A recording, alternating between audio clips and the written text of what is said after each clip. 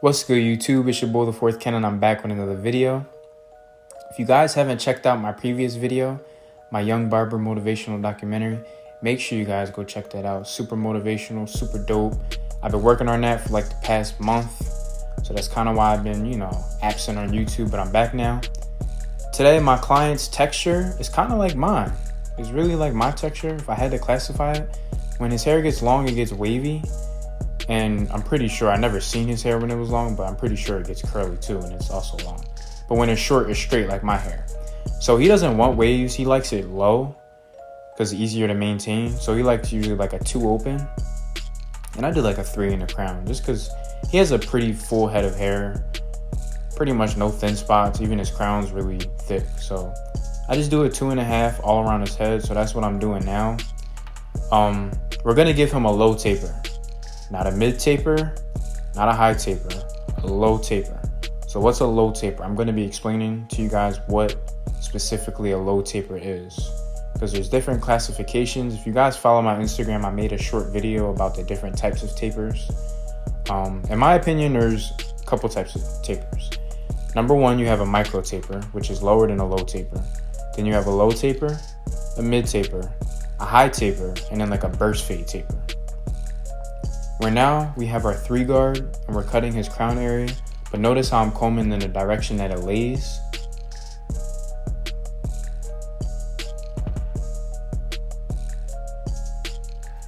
Right here, we're gonna start on our low taper. So notice where I stopped the guideline, I stop it below his ear.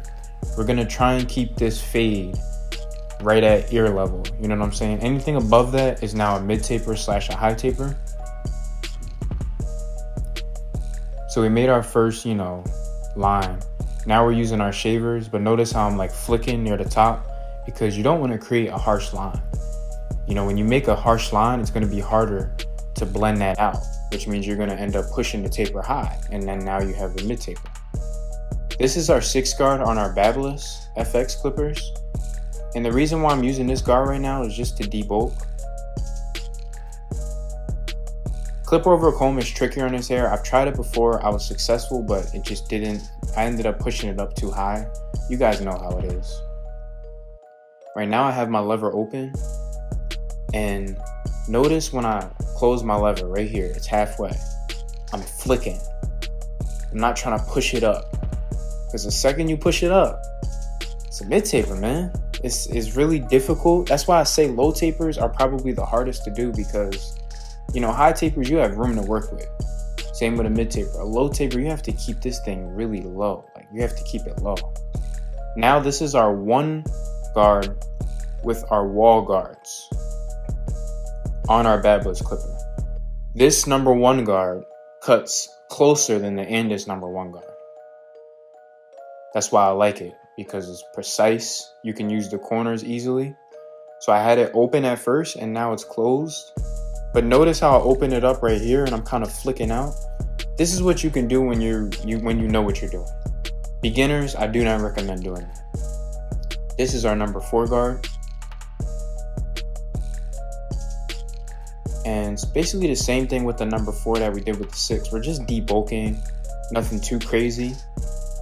The next step is where we're gonna really work on blending. So as you can see, I'm flicking out, but towards the end, I'm kind of digging in. You just want to be careful in that C-cup area. Same thing with the 3 guard. So this is our 3 guard, and just notice how I'm trying to avoid that C-cup area, because if you make it too light in the C-cup area, then you have to push the taper up. You have no choice. You either have to push the hairline up or push the taper up. So I'm using my corners with my 3 guard, just trying to soften it up for that number 2.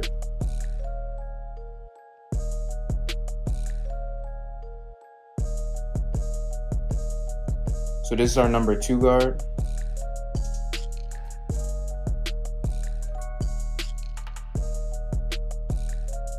And just notice how I'm using that corner work. I'm using the corners. And I believe before I used this, I actually did use the Babyliss 2 guard, but before that, that was a 3. Sorry for any confusion that I may have caused. Now this is our number 1 guard on our Andis guard. So basically, it's like a long number 1. So it's longer than the wall number 1 guard and the Babyliss number 1 guard. So it's like that in between. It's almost equivalent to a 1.5 guard, the guard that I have on right now, but not quite. Cuts a little shorter. So this is my 1.5 guard with Babylus. This is a perfect guard. It cuts that perfect in-between area that, you know, is really hard to get out between that 2 and that 1. And it gets the job done. You know, using your corners is really effective on a haircut like this. Because like I said, I'm going to keep re-emphasizing this. You want to avoid that C-cup area. You don't want to blend that part. You just don't. This is our half guard, our wall premium half guard. Now this guard cuts closer than the Babylus half guard and the Andis 0 guard. Cuts way closer. Now you want to be careful when the lever is open because it still cuts short. It cuts shorter than the 1 guard closed.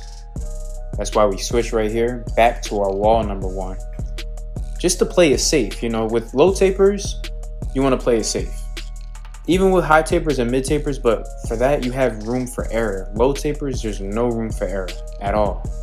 Because the second you mess up, you now have to push that up. And what does it become? It becomes a mid taper. Our last step is going to be to take the lever open, no guard. And we're not using our corners yet. We're using our full blade, but we're kind of like scooping out, if that makes sense. If you can see my motion, my blade isn't flat on his skin. It's kind of at an angle. So it's like pointing towards him. And this allows for like the blade to not penetrate the hair follicles as much as if it would, you know, flat. You can kind of cut it at like a tapered angle. So that's the taper, and it's low. Notice how it's not above his ear, even on this side. It doesn't go above his ear. It's still right at that level. Now, some people may consider this a mid taper. Personally, I don't. It's right in that in-between area between a mid taper and a low taper, but I just decided it looks pretty much like a low taper. So we're gonna be doing the same steps to the back, but as you can see, his back is kind of different. You know, his hair grows kind of inwards towards each other, especially on the side, so it's kind of hard to give him a sharp shape up in the back, but we still managed to get the job done.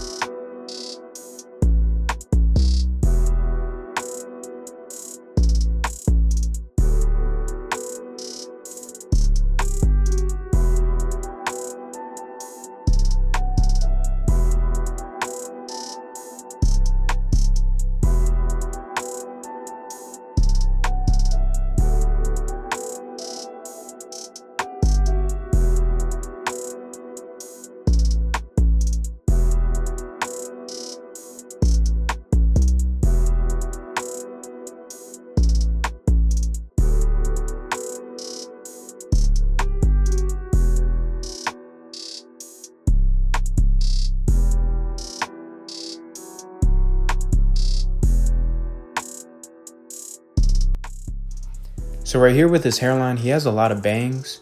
We aren't going to be cutting his bangs down completely. The lowest we're going to go is a 4 against the grain. I think my lever is either open or closed. And I'm kind of grazing it. I am cutting it. The main area you want to take down is the C-cup area. You do want that to be naturally, you know, sharp. I know a lot of you guys are going to be saying, oh, you pushed him back. You pushed him back. I didn't push him back. It's bangs. I forgot to lift up his hair to really show you guys. But all this hair is just hangover. So, and not to mention every haircut is a pushback. You know, you just have to do it in a good way. So yeah, we're just shaping it up, following his natural head shape of his hairline, of his haircut hairline. You know, you got your hairline and then you got your haircut hairline, if that makes sense. So We're gonna start on his C cup, and you guys can pretty much see the outline. You know, once you taper it, that helps you see where the outline should be if you're a skilled barber more.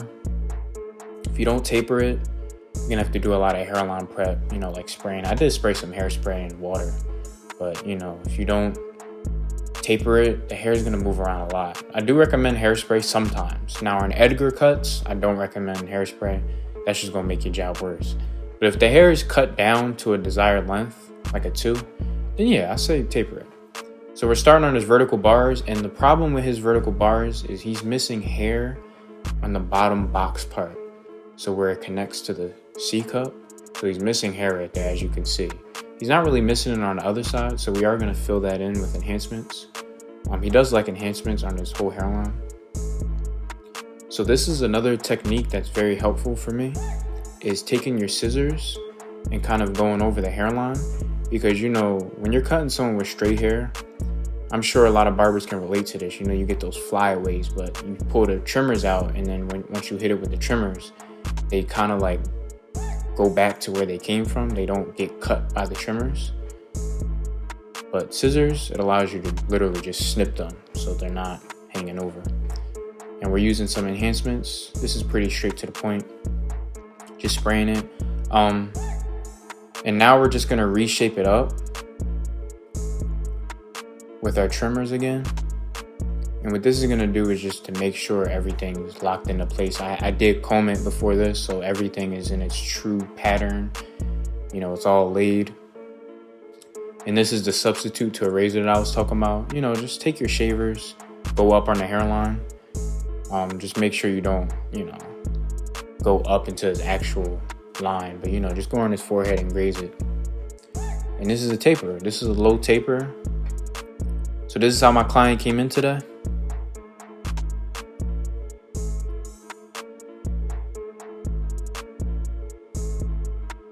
And this is how he's leaving. Crispy. Super crispy. Please like, comment, subscribe. Make sure you guys follow my Instagram at the 4th Ken. And it's the 4th Ken, and I'm out. Peace.